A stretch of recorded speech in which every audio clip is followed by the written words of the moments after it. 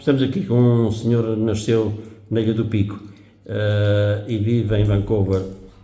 Nasceu em que sítio do Pico? 7 cidades, na Madalena, num lugarinho pequenino, logo para cima das 7 cidades. Entre a Madalena e a Quinta das Rosas. Prazer falar contigo, um prazer falar com os imigrantes, que sei que muita gente vai ver este vídeo. Deixa uma mensagem lá para eles. E eu vou deixar uma mensagem para os nossos amigos imigrantes que estão para esse mundo fora, que eu também sou um deles. Em minha casa, amigos, todos os dias depois do jantar, a gente vai ver só um vídeo do António Faria para a gente ver, quando estou vivendo no Canadá. E eu só vou fazer um apelo a vós. Este homem é incansável. Este homem trabalha para aí. Ainda ontem ele foi fazer um pedido de uma pessoa que está imigrada nos Estados Unidos, eu acho que foi. Ele perdeu o seu drone, que perdeu mais de 3 mil euros. 3 mil euros são por volta de 3.500 dólares americanos, 5 mil dólares canadianos. É muito dinheiro. É muito dinheiro, infelizmente. E ele não ganha nada com isso. O meu apelo é o seguinte: é um desgosto grande. Se vocês gostam de ver os vídeos que este homem manda para esse mundo fora, pelo menos tenham paixão e vejam os anúncios. Porque se não virem os anúncios, ele não ganha nada. Nada. E há muita gente que o anúncio pega, eles vão lá, fazem o clique, logo para parar por causa de verem o vídeo. Não tem paixão. Tenham pachorra e vejam, porque este homem trabalha muito, ele adora fazer este trabalho para nós, os imigrantes, verem, e o meu apelo é esse único, porque para ele poder continuar a fazer o trabalho que faz, é preciso ele ganhar algum, não é? Todos nós temos que ganhar algum. Não cai do céu. Não cai do céu. Não há árvore nenhuma aqui nos Açores não há árvore. Não tem dólares nem euros. E emigrou com que idade? 15 anos. E porquê? Por causa de fugir à tropa. Meus pais quiseram levar a gente daqui para fora, eu e os meus outros irmãos, o Garcia, que é abaixo de mim, e o José Carlos, que é o outro abaixo ainda, para a gente não ter que ir à tropa. Aí o seu pai foi com vocês? Sim. Meu pai, minha mãe. Fomos a família. Sim. E porquê escolheram Vancouver? Porque a minha irmã, que é mais velha que nós, um bocadinho, já vivia lá. E ela já era casada com um rapaz que era dos Toninhos da Madalena, que tinha ido para lá na altura do vulcão do Faial, e elas eram já namorados, e depois ela foi para lá até com ele, casaram-se, e depois ela chamou a gente para a gente ir para lá por causa de nem irem à tropa. 15 anos, chega com 15 anos a Vancouver, fazer o quê? Bela pergunta. Na altura a gente fomos para a escola. Tive 6 meses na escola e eu, quando fui, estava pedido em casado com a minha esposa, que tenho hoje em dia, graças a Deus, e eu queria logo era melhor uma maneira de trabalhar, mas toda a gente disse-me que a melhor maneira era eu ir para a escola há algum tempo, e fui para a escola 6 meses. Depois, quando acabei a escola, fui trabalhar para uma companhia de trabalhar nos caminhos de ferro. Com 16 anos? Sim. E fui trabalhar e era de um senhor de São Miguel. A maioria dos imigrantes novos, quando iam para aquela parte do Canadá, trabalhavam para esta firma deste senhor. Fazer o quê? Construir linhas novas de caminhos de ferro, manutenção de linhas de ferro, era isso que eles faziam. E foi isso que eu fiz quando saí da escola. Durante 3 meses. E depois o inverno chegou e então o trabalho no caminho de ferro parou e fui trabalhar para uma serração, de serrar madeira. Aquilo lá, naquela altura, ainda hoje em dia mas naquela altura então havia serrações que eram enormes, serravam milhares e milhares e milhares de pés de madeira por hora. O trabalho para nas linhas no inverno, o inverno é rigoroso? Sim, por causa da neve e por causa disso, assim, é muito frio, no norte, principalmente onde mais aquela companhia trabalhava naquela altura. E então depois começou a trabalhar em madeiras. Em madeiras, trabalhei em madeiras até 1973, que nós chegámos lá em 60, no Canadá, no fim de 60, logo nas semanas do Natal. E depois em 73 houve uma recessão no Canadá e no mundo, como há de vez em quando. E a companhia para quem, a firma para quem eu trabalhava, vendia a maioria das suas madeiras era no Japão. Houve uma falta na economia lá no Japão e eles pararam de comprar madeira. E foi na altura que eu fui trabalhar para a construção. E foi lá que trabalhei toda a minha vida. Sua conta? No princípio trabalhei por conta de outros, a aprender como é que se trabalhava, o sistema e tudo isso, e depois por minha conta. E peguei a trabalhar por minha conta com 18 anos. E trabalhei por minha conta 42 anos, graças a Deus. Mas depois teve parte da sua vida que regressou ao Pico. Sim, em 1973 vim ao Pico me casar com a mulher com quem ainda hoje estou casado, graças a Deus. Eu adoro a minha senhora. E vim cá, fizemos a festa do casamento e tudo isso. E depois eu regressei ao Canadá e ela daí a tempos também foi para lá até comigo. Pois é, e graças a Deus ainda estamos juntos. Mas não chegou a trabalhar aqui no Pico, depois de tal? Isso foi mais tarde. A minha esposa foi para o Canadá e depois ela escrevia todas as semanas para a mãe, não é? Que naquela altura não havia telefones, era até na Criação Velha, quando era uma cabeças, o telefone a gente chamava, diz, olha, vai chamar eles, a gente chama para tal dia. Enfim, era desta maneira.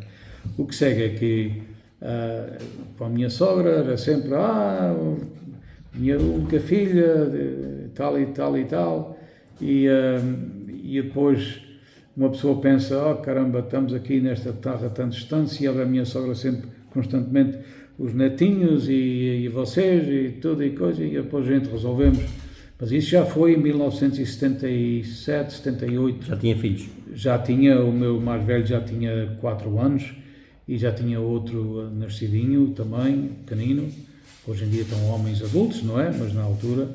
E então em 1977 nós viemos morar para o Pico. E morávamos no Pico 2 anos e meio. Até a primavera de 80. E porquê, ao fim de 2 anos, abandonar o Pico e ir de novo para Vancouver? Foi uma decisão muito gostosa de fazer, mas eu sou um homem, não é? Todos nós somos de uma certa maneira, e eu no Canadá já tinha trabalhado muito tempo sozinho, não é? Trabalhava para os meus pais, mas eu depois de casar fiquei a trabalhar por minha conta e fazer a minha vida, tinha a minha casinha, tinha o meu carro, tinha a minha vida encarreirada. Viemos para aqui e depois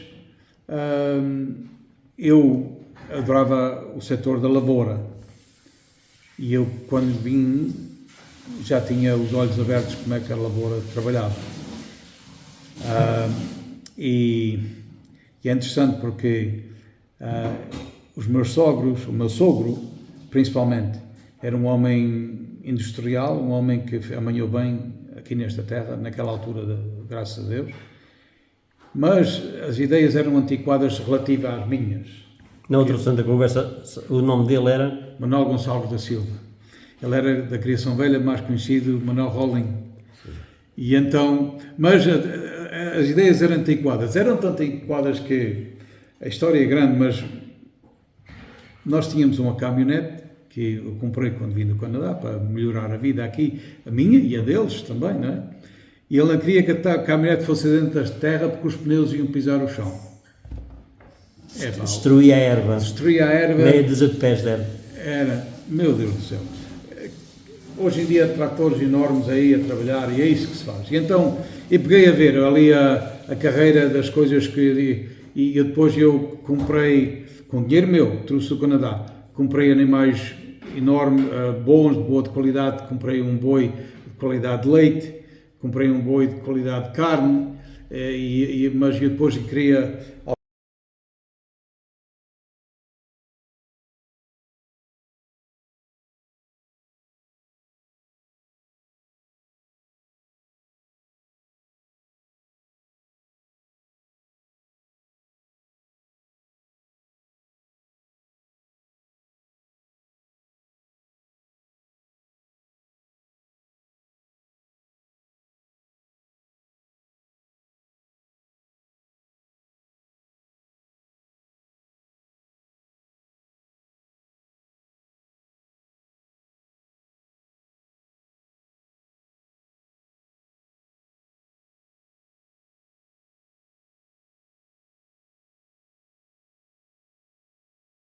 Sistema automático, portanto.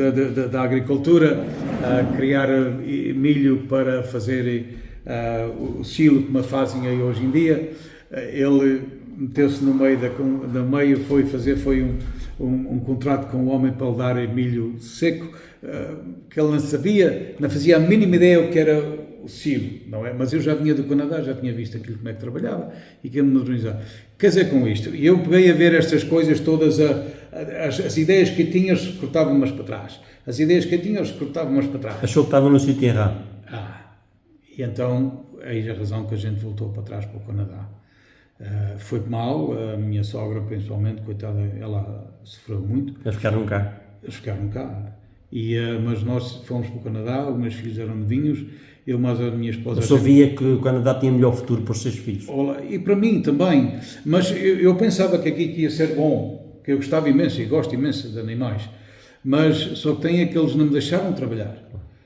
O senhor já trazia outra evolução. Isso. E eu pensava que se tivesse montado aquilo que já existia lá fora, isso, tinha ficado em por aqui. Tempo, pequeno, relativo ao que a gente pode ter lá fora, mas que ia ter bom sucesso, que ia ser bom para nós e ser bom para eles também. Mas não aconteceu, de forma que voltámos ao Canadá e continuou a trabalhar nas obras. Eu cheguei ao Canadá, trabalhei por conta de um amigo que, quando chegou ao Canadá, trabalhou para mim. Eu fui trabalhar para ele, é um homem da terceira, um grande amigo, e fui trabalhar para ele, trabalhei para ele 6 meses, e acabando 6 meses, peguei outra vez a trabalhar por minha conta, e então trabalhei até há 6 anos atrás, quando me reformei com 40, que eu sou 60 anos de idade. Mas além do trabalho, o senhor teve sempre uma coisa que gosta de fazer, que é o mar. Olá, é interessante porque o mar é uma coisa que eu adorei desde pequenino, quando estava aqui no Pico. Já ia à pesca? Não, mas eu lembro-me sempre, quando eu era pequenino, meu pai era um homem muito rigoroso e a gente ia trabalhar para as nossas hortas, seja elas nas 7 cidades, seja elas fossem no Cabo Branco, seja fosse nas Fajanhas, seja não fosse, e então principalmente no outono, quando havia as lanchas no mar, ali de Roda do Ilhéu e no canal a corricar às serras ou às bicudas ou isso lá que fosse, eu adorava ver aquilo e tinha sempre um sonho que um dia tinha de ter também um barquinho para fazer isso. E quando cheguei ao Canadá e tive a possibilidade de comprar um barco, foi isso que eu fiz. Porque tinha sempre o sonho, desde criança, de como era a sensação de apanhar um peixe e tudo isso assim. E qual era a melhor pesca que gostava de fazer lá no Canadá? Ou ainda hoje gosta? Isto foi desta maneira.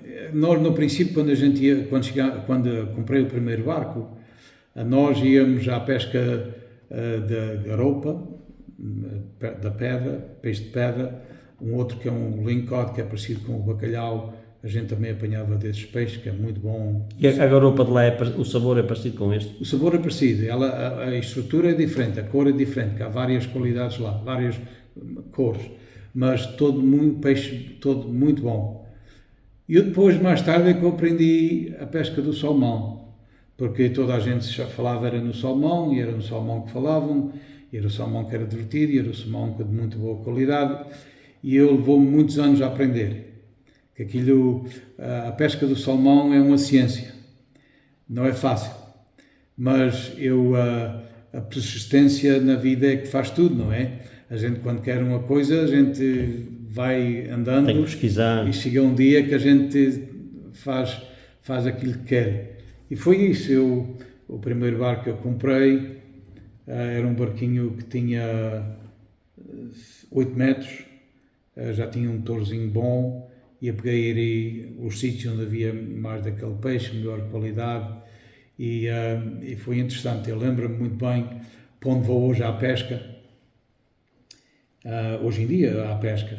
Eu cheguei lá, mais um casal de amigos que tinham nos visitado da Califórnia, e eu fui ao mar, e que quando nós chegámos lá a esse sítio, no dia que chegámos lá, chegámos na altura que os barcos vinham do mar para dentro.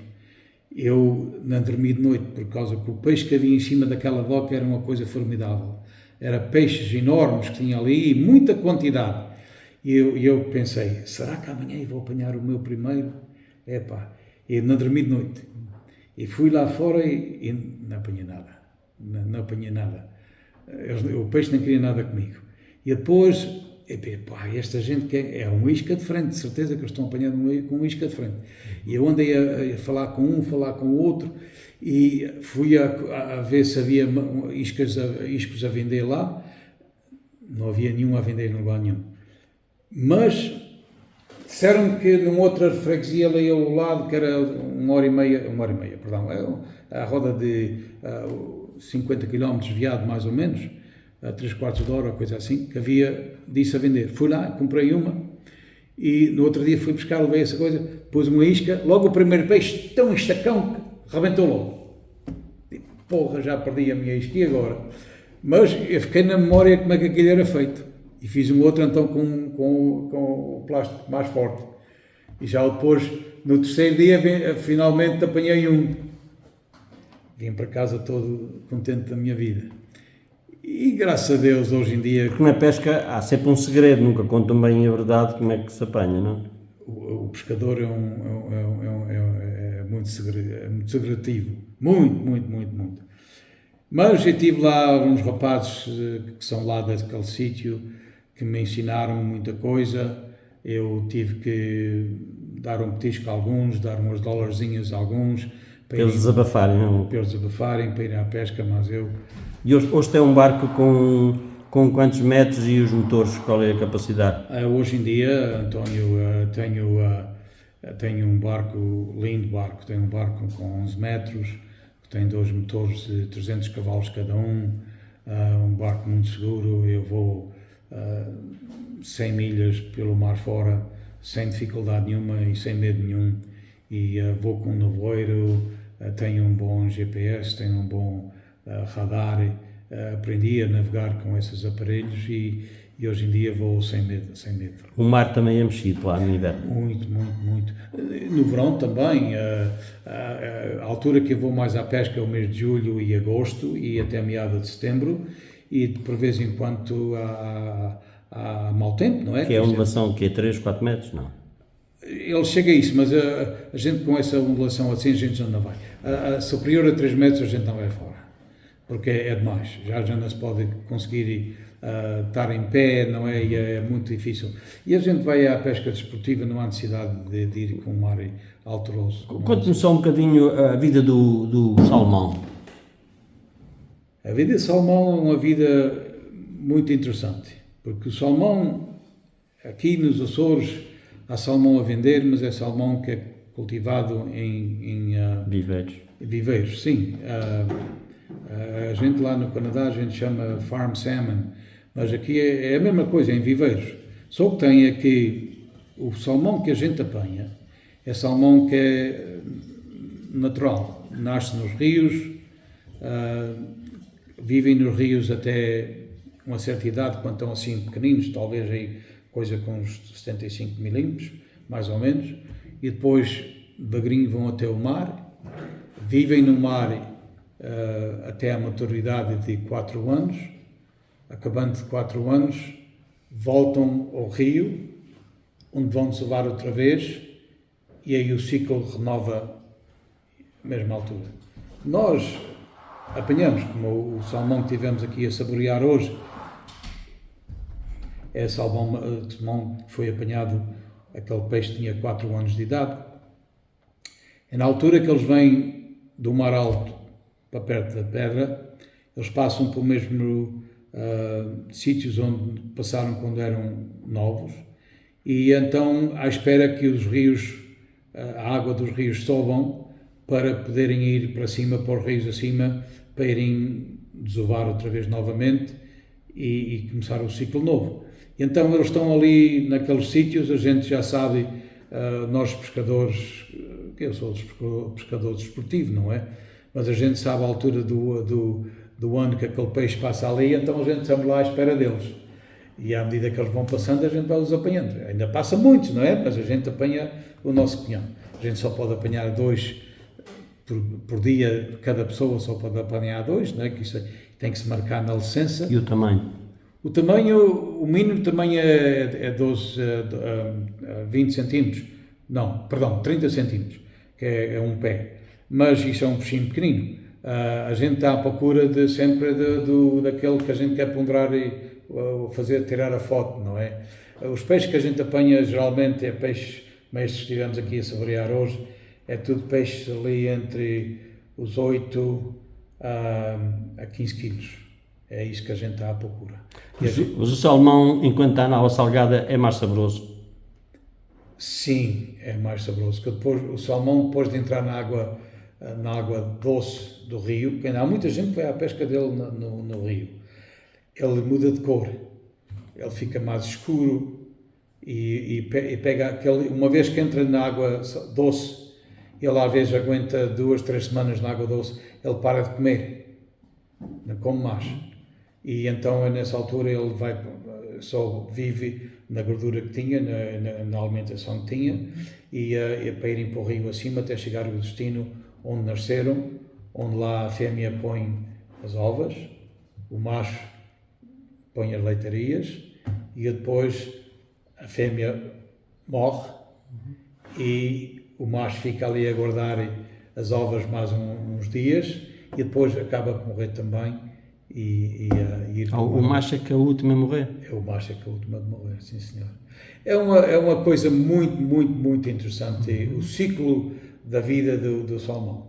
E há quatro espécies de salmão, mas nós estamos mais à procura sempre é do maior, que os americanos chamam o King Salmon, os canadianos a gente chama-lhe o Spring ou Chinooks, que é o nome deles, e a gente todos querem, porque esse é que é aquele que a gente pode ponderar na balança, que é o trato, é esse que a gente está sempre... Mas o salmão maior é mais saboroso, tem mais gordura, tem mais ômega? Sim, tem mais ômega 3, sim senhor, e é o mais divertido na cana. Sim. Que lhe dão, quando a gente o engata, que lhe dão uma carreira para aquele mar fora, é meu Deus do céu. Mas também quando se vai à pesca não é só por causa do tamanho, também tem que ter qualidade. A gente vai mais por divertimento. Que a gente, quando o pescador, principalmente o desportista, a gente nunca sabe, quando a gente põe o uísque lá para o fundo, a gente não sabe se ele vai ser assim, se vai ser assim.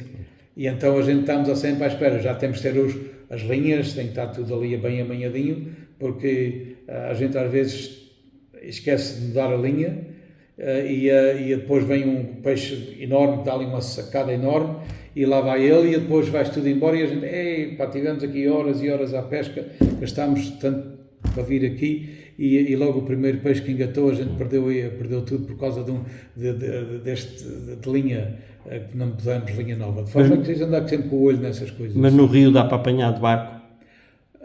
Não de rico como nós fazemos no mar. Uma vez que ele entra no rio, eles apanham mais pessoas que estão na beira do rio a mandar a cana para fora e o isco é diferente e eles já no rio eles comem não por ter fome, comem por causa que aquilo aparece na frente e eles botam a boca àquilo que está na frente deles. Mas lá no rio dá para andar com o seu barco? Não, perdão.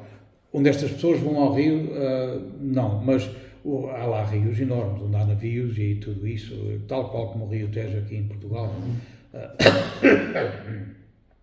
Perdão. Há rios lá que a água é muito funda também, não é? Mas onde pesca um salmão no rio não vai barco, é tudo pescado da margem do rio. Sim, senhor. Sim, senhor. Ok, Sr. Filomeno. O seu nome é? Filomeno Jorge. Muito obrigado. De nada. Obrigado. Prazer. Não deixe que o tempo apague as suas memórias e recordações. Contacte Vídeo Digital Faria. Captação e edição em vídeo. Conversão de formatos de vídeo de VHS para DVD e áudio de cassete e vinil para CD. Vídeo Digital Faria. Empresa de audiovisual especializada na cobertura de eventos em suporte digital. Casamentos, batizados, aniversários, imagens de drone e outros momentos especiais. Vídeo Digital Faria. Telemóvel 965-832373. Açores Grupo Central. Vídeo Digital Faria. Disponibilidade, qualidade e profissionalismo.